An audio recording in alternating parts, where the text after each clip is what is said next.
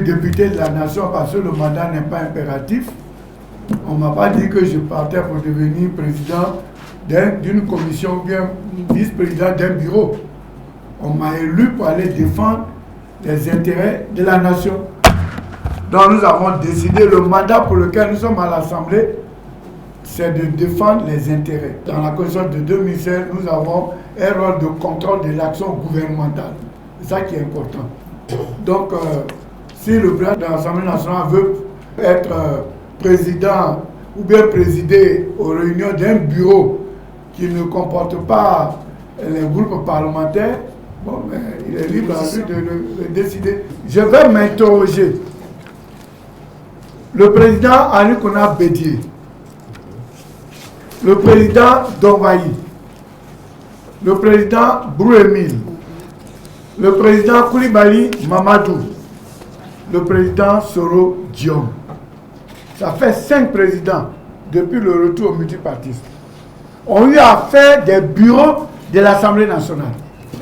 On ne sait pas comment ils se sont arrangés, mais quand vous voyez ces bureaux depuis le président Bédié jusqu'à la présidente Soro, quand vous voyez le nombre de membres, vice-président, secrétaire, questeur, le nombre de membres dans le bureau de l'Assemblée, c'est une arithmétique parfaite qui est basée sur un pourcentage, sur la base de quotas. Comment cela fait-il que sous Soumaoro, ce n'est pas respecté? Qui est 6e président, Soumaoro pose problème. Au niveau des textes, des normes et de tout ce qui régule la vie en société, il y aura toujours des contrevenants. Bien évidemment, on est censé s'arrêter au feu rouge, mais il y aura toujours des gens qui vont brûler le feu rouge. C'est pour ça qu'il y a un adage qui dit que nul ne peut se prévaloir de sa propre turpitude. Peut-être, me diriez-vous, comme le règlement de l'Assemblée nationale a été réécrit et réadopté et validé par le Conseil constitutionnel en juillet 2018, peut-être qu'à ce moment-là, on aurait dû prendre la précaution élémentaire d'écrire que dorénavant, on doit faire des règles de 3 au niveau de chaque étape de la constitution d'un bureau. Mais honnêtement, le président Gikawe vient de le dire, ce qui a été aussi aisé pour les 5 prédécesseurs, pourquoi est-ce que le nouveau président de l'Assemblée nationale a autant de difficultés? C'est la première fois dans ma courte vie politique que j'entends voir qu'au sein d'une institution en Côte d'Ivoire, pour former un bureau, on n'a même pas encore formé les autres organes, on est obligé de faire appel à une médiation internationale. Le président Amadou Soumaoro a demandé à la représentante de l'Union africaine de venir se jouer les médiatrices. Mais c'est presque aberrant, parce qu'en fait, entre Ivoiriens, à ce niveau-là, de nombreuses personnes même disent que l'Assemblée est monocolore, parce que toute une frange de l'opposition n'a pas voulu participer aux élections. Donc on est censé même être, entre guillemets, dans le conscient collectif du même bord. Mais même pour s'asseoir entre personnes, entre guillemets, du même bord, il faut faire appel à la communauté internationale. Mais je suis très inquiète, moi, pour la Côte d'Ivoire. Je suis très inquiète parce que cela fragilise nos institutions. Cela crée un désaveu et un désamour auprès de nos populations. Il faut faire très attention à ne pas poser de fâcheux précédents. Et c'est pour ça que les 3 groupes parlementaires ont accepté. On aurait pu dire dès le départ récuser la médiation. On aurait pu dire non, madame, ce n'est pas nous qui vous avons choisi ou on ne vous a pas choisi d'un commun accord. Vous êtes choisi par Amadou Soumaoro, donc on ne veut pas s'asseoir avec vous. Mais nous sommes des partisans du dialogue. Nous recherchons sans cesse le dialogue. Nous recherchons sans cesse comment une démocratie apaisée, un état de droit peuvent se constituer en Côte d'Ivoire. Donc nous avons accepté cette médiation pendant plus de 15 jours. Le président Amadou Soumaoro ne nous recevait plus à ses bureaux. Il a reçu le groupe parlementaire Vox Populi qu'une seule fois. Le groupe parlementaire Rassemblement 2 fois. Le groupe parlementaire PDCI, peut-être parce que plus important, avait un peu plus de faveur. Donc, je pense qu'il y avait quand même certains contacts qui continuaient via des intermédiaires. Mais il refusait de recevoir les groupes parlementaires. Alors c'est bien ensuite de passer sur les médias d'État pour expliquer qu'on est un oufouettiste et qu'on est un partisan du dialogue et qu'on est un bon père de famille. Mais je n'ai jamais vu un père de famille refuser de recevoir la moitié de ses enfants. Et ensuite taper sur sa poitrine pour dire qu'il est un bon père de famille. Ne nous laissons pas distraire en fait par ces effets-là. La réalité, quelle est-elle? 38% de l'Assemblée nationale est composée de l'opposition, 38% des bureaux, 38% du bureau de l'Assemblée nationale, 38% des bureaux des commissions, 38% de tout ce qui doit se faire à l'Assemblée nationale doit être à l'opposition. Je le répète une fois de plus, ce n'est pas seulement aux séances plénières que nous devons nous opposer. Mais à ce moment-là, ce ne serait même plus la peine d'y aller. Et je comprends donc pourquoi Dibaï de Connexion Ivoirienne nous demande pourquoi finalement on continue de participer aux travaux parlementaires.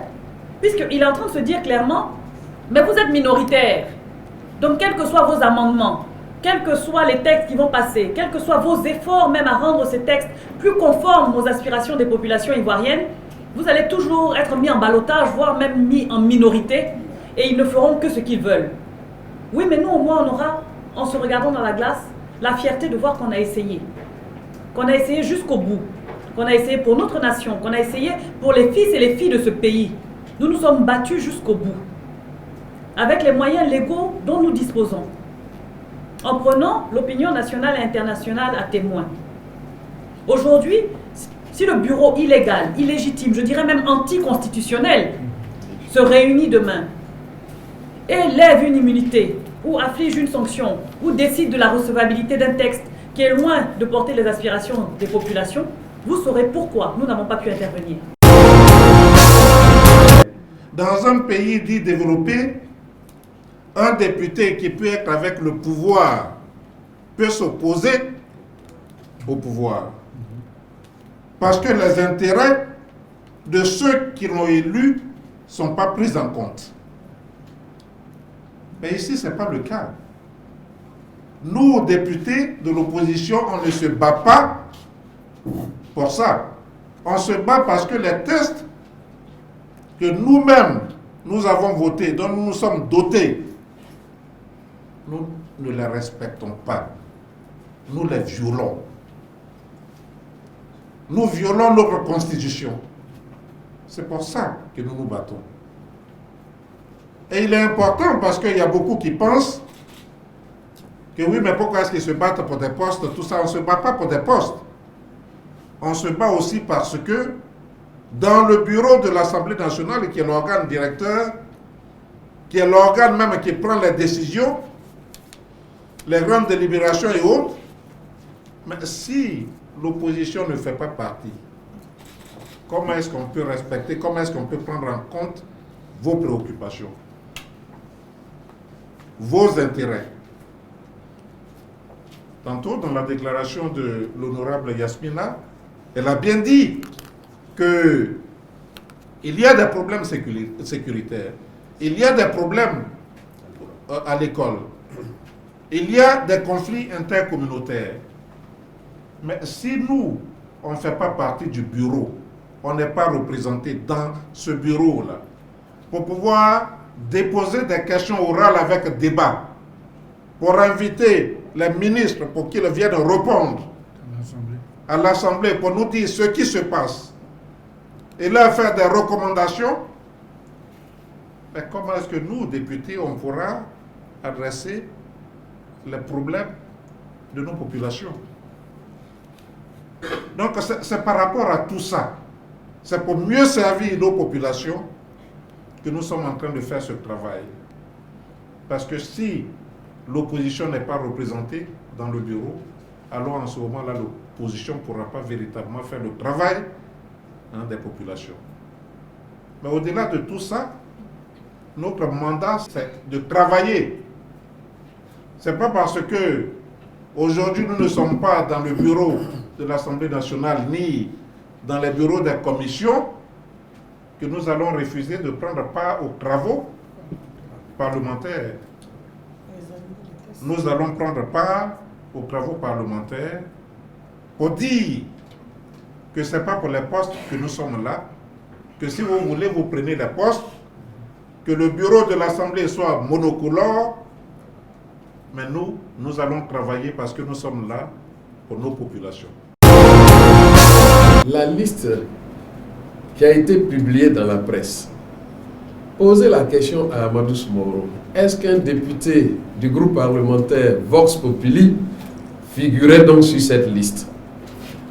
Posait la question à Amadou Soumaoro si un député du groupe parlementaire Rassemblement figuraient sur cette liste. Sur les 4 groupes parlementaires, la liste soumise donc à élection ne comprend que des députés de 2 groupes parlementaires. Non, 2 groupes au départ, le PDCI-RDA et le RHDP. On fait une liste de ces 2 groupes parlementaires sur les 4 groupes existants pour former un bureau. Posons-lui la question, est-ce que c'est ça la configuration politique? Effective. Est-ce que c'est ça les droits de représentativité adéquats et effectifs? Est-ce que c'est ça Le PDCI donc, est très cohérent.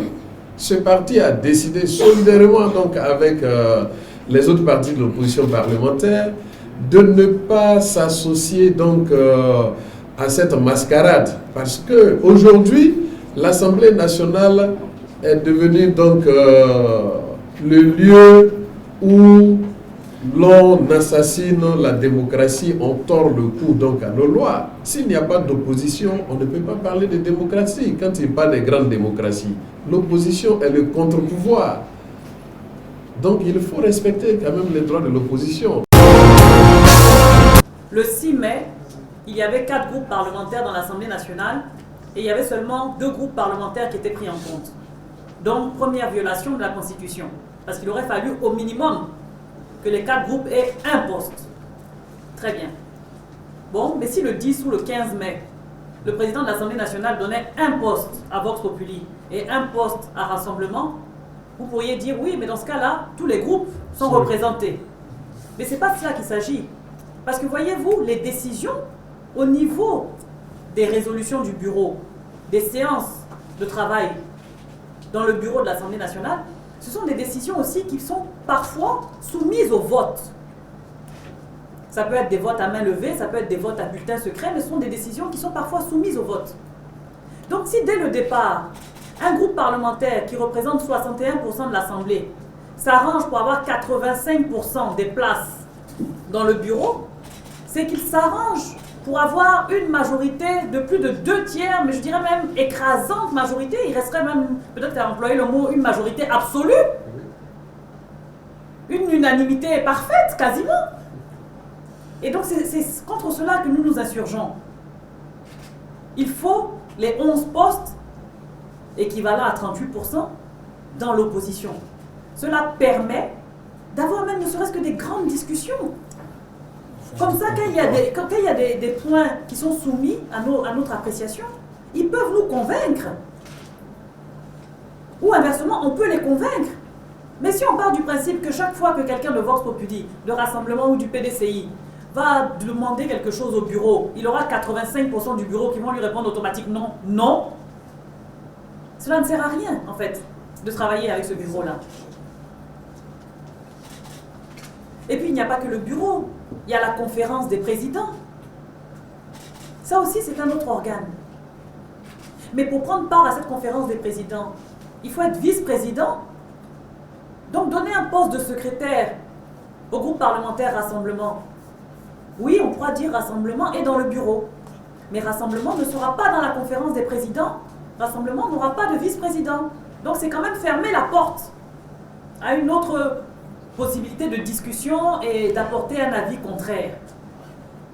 Donc, on n'est pas en train de s'arc-bouter. Oui, bon, alors, la députée Célestine Tazéré, elle veut à tout prix être vice-présidente. Elle l'a été pendant 7 ans déjà. Hein. Elle n'est pas à une vice-présidence près.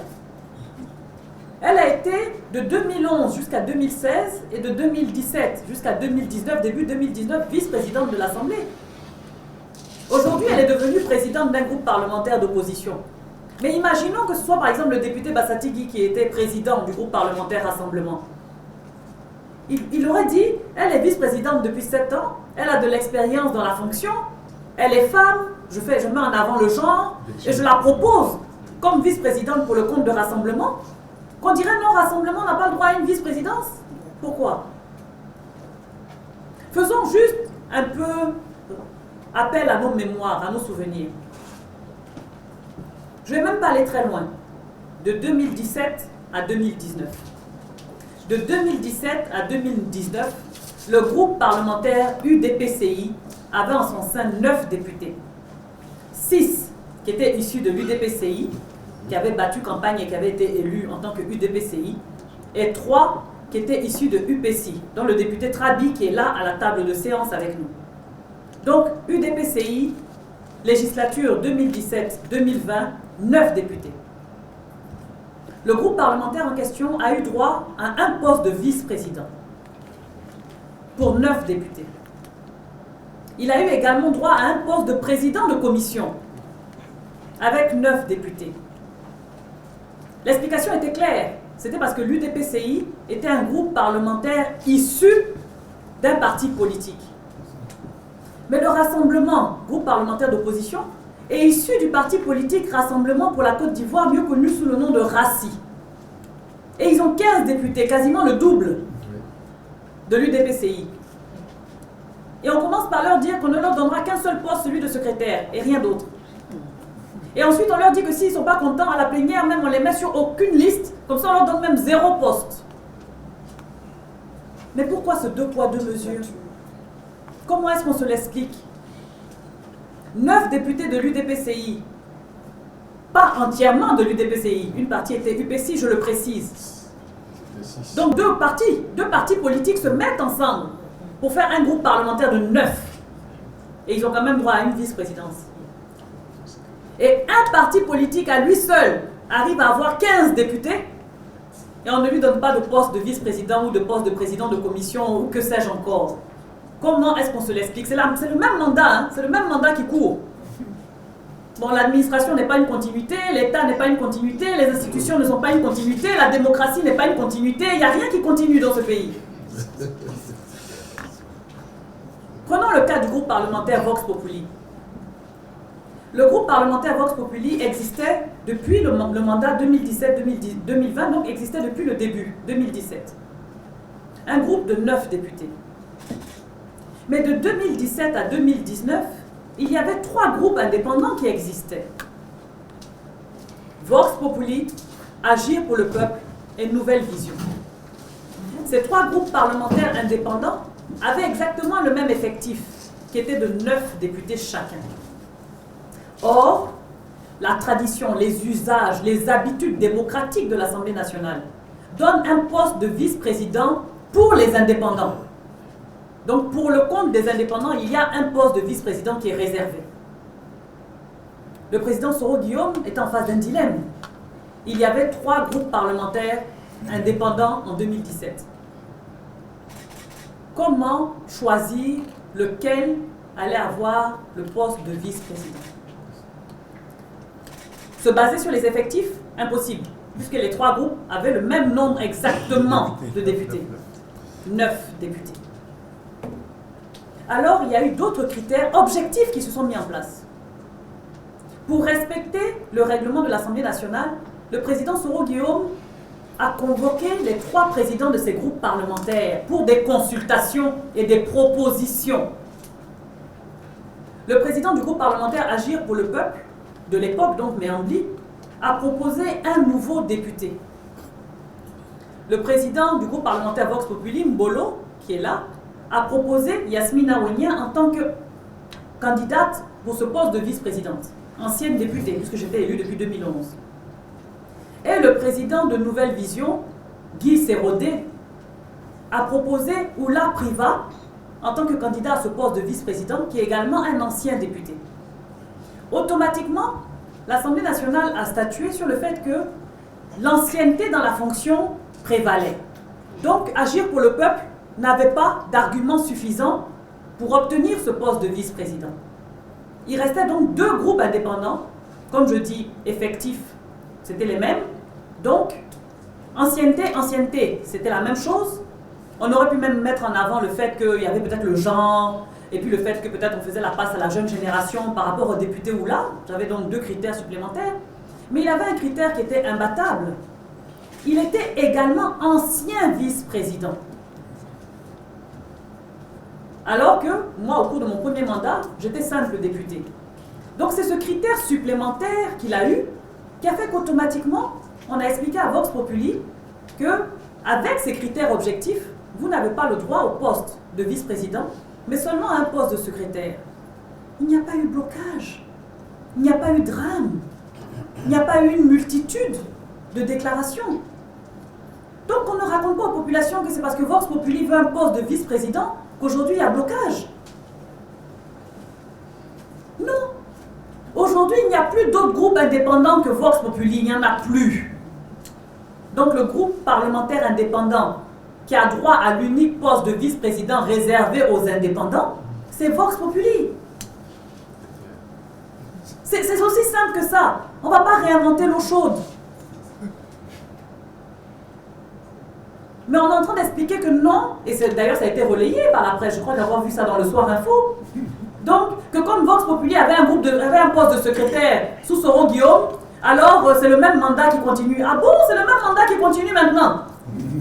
Donc quand ça vous arrange, le même mandat continue, et puis quand ça vous arrange pas, c'est pas le même mandat qui continue. Ne prenons pas les enfants du bon Dieu pour des canards sauvages, messieurs. Oui, nous avions un poste de secrétaire, mais un groupe parlementaire indépendant de 9 députés avait un poste de vice-président. Aujourd'hui, Vox Populi est passé à 10 députés. Et il y a des non-alignés qui aussi veulent même signer à Vox Populi. Donc, mais on déposera même demain matin un groupe indépendant de 15 députés. Allez, imaginons même que les 5 non-alignés rejoignent Vox Populi, qu'on nous tiendrait les mêmes discours que pour les 15 députés du Rassemblement. Adosser un parti politique. Donc, c'est en fait le vrai problème. C'est pas même quel nombre de députés nos groupes ont. Le vrai problème, c'est que le groupe parlementaire de la majorité a décidé de ne respecter aucun texte. Point. Nous allons saisir nos juridictions ivoiriennes parce que nous estimons que ces juridictions sont crédibles et donc juste à preuve du contraire. Et je suis quand même surpris qu'on me dise que les lois ivoiriennes ne sont pas contraignantes. Moi, ça me surprend. Vous savez, la loi, c'est les textes qui régissent donc le pays. Mais le caractère qui distingue la loi d'une autre norme, par exemple une norme morale, non, la loi au sens large du terme, c'est l'ensemble des textes qui régissent donc un pays donné. La loi, je disais donc tantôt que le caractère qui distingue une loi des autres normes, par exemple les normes religieuses, les préceptes religieux, les normes morales, c'est le caractère contraignant, obligatoire de la loi. Ce qui fait la différence entre une norme juridique et les autres normes, c'est son caractère contraignant.